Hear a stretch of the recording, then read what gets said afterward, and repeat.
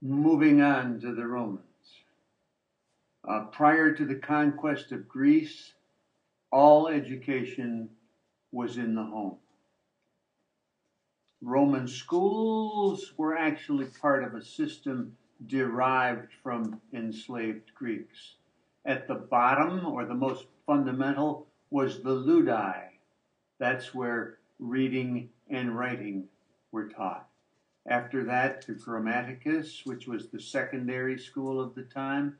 And for those who were to be leaders, those who were going to be rulers, if you will, the school of rhetoric. This was preparation for political service. This is what we might call today's gifted and talented. In those days, ability to speak to large groups was something that was very prized. Today's GT would be more for science, mathematics, and maybe even athletics, if we're telling the truth. Famous teachers of the Romans, Cicero, we don't really know as a teacher himself. He was a Roman senator. However, it was his ideas that were important in combining Greek and Roman thought and in producing the educational system. Quintilian was a teacher. Quintilian taught for I don't know how long, but it was a lifetime. Lasted through several different emperors, which is a testimony to his staying power. During his lifetime, he offered a 12-volume set of books called the Institutes of Oratory, never published while he was still teaching. Authored after he had retired, probably went into repositories and was rediscovered in the 1400s. This is an example of one of those volumes, in this case, of work which was rediscovered by the folks who were in the Crusades and brought back to Europe. I don't believe Quintilian ever made a denarius, if that was the coin of the day, from his books. I don't believe his heirs ever did. I think you can read Quintilian either in the great books of the Western world or the Harvard classics. What was contained in the Institutes of Oratory? Well, they were really manuals on how to teach. And not only did he speak about teaching, he talked about discipline and about lesson planning and things that we talk about today in how to teach classes. What did these folks teach, you ask?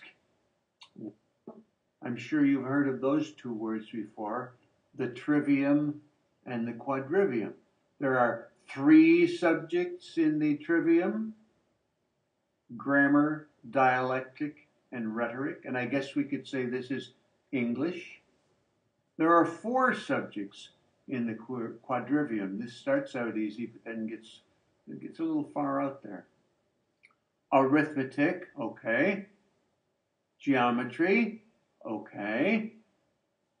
Astronomy, all right. This is mathematics applied to the solar system. And wow, music.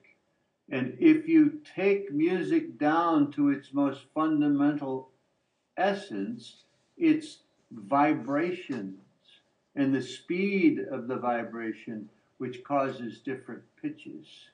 So music is highly mathematical when you get down to the vibrations per second aspect of it. Easing on into the gathering twilight, Greek and Roman orientation, how were they different from one another? Well, the Greeks stressed individuality. They stressed discovery, theory, beauty. What is beauty? What is truth? The Greeks were interested in first principles, in discovering new directions, in being true to oneself. they walked around in dirty togas and tripped their way through garbage in the streets, if they had any streets at all. The Romans were much more practical. They stressed conformity. Be like the group. Be like your neighbors. Engineers and artisans, they made stuff, whereas the Greeks thought about things, thought about new things, considered the nature of things. The Romans went around and built things that would be helpful. I don't want to set up a direct comparison between theory and sewers. These are not direct comparisons. These are just two different lists. The first two sort of are opposites of one another. When we get to sewers, it all breaks down. The Romans built sewers so they didn't have garbage in their streets. They built roads so that they really did have streets. They built aqueducts for the transportation of water. They built hospitals for the care of the sick. They built calendars to keep track of time. The Christians. When Rome fell in 476 AD, the Christians were pretty much all that stood to preserve whatever had gone on before in Europe. The church has a very important position at this time. We will talk about that in a moment. Charlemagne we will talk about as well. Charlemagne was a ruler who did much to see that education was maintained and established. Established and maintained. That makes more sense. The church, very powerful position. All that stood to preserve Greek and Roman learning. However, when I say church, I mean the Catholic Church. The church considered schooling as preparation for religious or military leadership. The church saw intellectualism as counterproductive to salvation. Why do you want to read something that might lead you to hell? And so they may have edited much of what they say. Let's change this word. This word makes it appear as if there's evil involved. Let's edit that word somewhat to something a little safer. The church viewed a better education for the masses through knighthood or apprenticeships. Why do you want to learn something and damn your immortal soul?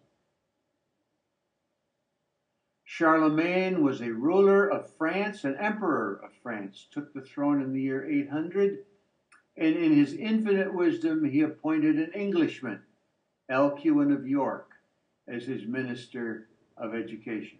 I guess the French and the English didn't hate one another as bad at this time. Alcuin developed a three-tiered system of schools in which the phrase 7 liberal arts was first used. What were those tiers?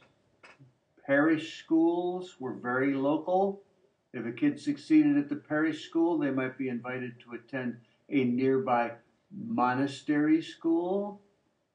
And if they succeeded there, they might be invited to Paris or one of the few large cathedrals that also had schools.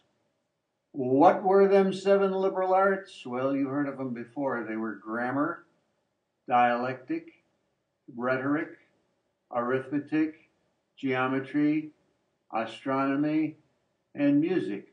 The Trivium and the Quadrivium now divided out into the 7 liberal arts.